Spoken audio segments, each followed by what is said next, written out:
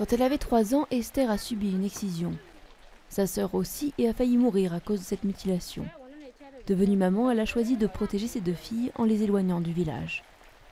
Je suis une victime d'une mutilation génitale et je ne veux pas que mes filles subissent ça à leur tour. C'est pour ça que je les ai emmenées en ville. L'excision consiste dans l'ablation partielle ou totale du clitoris et des lèvres. L'opération peut avoir des conséquences graves.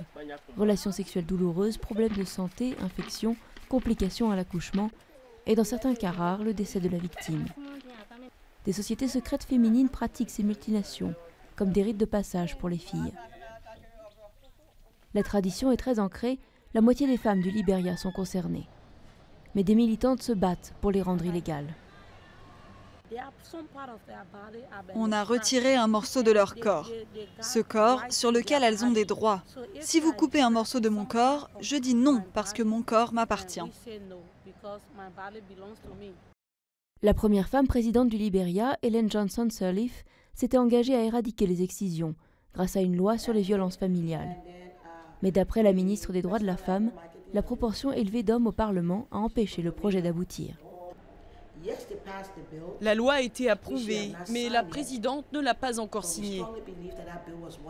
Nous pensons vraiment que la loi a été dénaturée. Ils ont enlevé la partie sur les mutilations génitales féminines.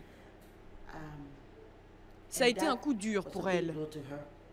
Le mandat de la première femme chef d'État du continent africain touche à sa fin. Beaucoup de militants craignent que l'occasion de venir à bout de l'excision ne soit perdue pour un certain temps au Libéria.